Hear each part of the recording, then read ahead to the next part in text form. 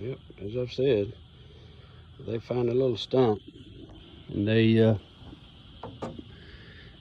get very accustomed to one spot. They'll hang out. Let's see if I can get you a real close view of him. Oh, he actually struck at me. He's not happy.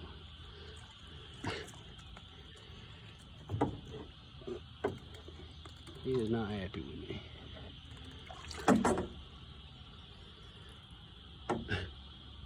Rattling that tail, I woke him up. He's like, I wish you'd leave me alone.